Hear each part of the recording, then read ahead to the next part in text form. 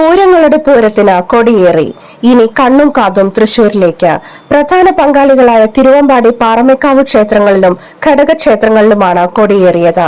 ഒരാഴ്ചക്കാലം ഇനി തൃശൂർ പൂരലഹരിയിൽ അലിയും. മെയ് 6-നാണ് തൃശൂർ പൂരം. ആദ്യം പൂരം കൊടിയേറിയത് ഘടകക്ഷേത്രമായ ലാലൂർ കാർത്യായനി ക്ഷേത്രത്തിലായിരുന്നു.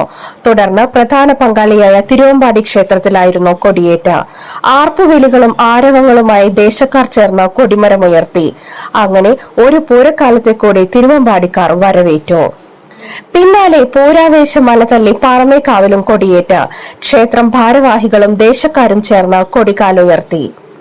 മെയ് 4-നാണ് സാമ്പിൾ വെടിക്കെട്ട്. 5-ന് കൊമ്പൻ എറണാകുളം ശിവകുമാർ തെക്കേ ഗോപുരം തുറന്ന് നിലപാട് തറയിലെത്തി ശംഖു വിളിച്ച് പൂരവിളംബരം നടത്തും. 6-നാണ് വിശ്വപ്രസിദ്ധമായ തൃശൂർ പൂരം. മുൻ വർഷങ്ങളിലേതുപോലെ ഇക്കുറിയും കുടമാറ്റത്തിലും വെടിക്കെട്ടിലും ഉൾപ്പെടെ പല സസ്പെൻസുകളും കരുതിവെക്കുന്നുണ്ട് പാറമേക്കാവും തിരുവമ്പാടിയും.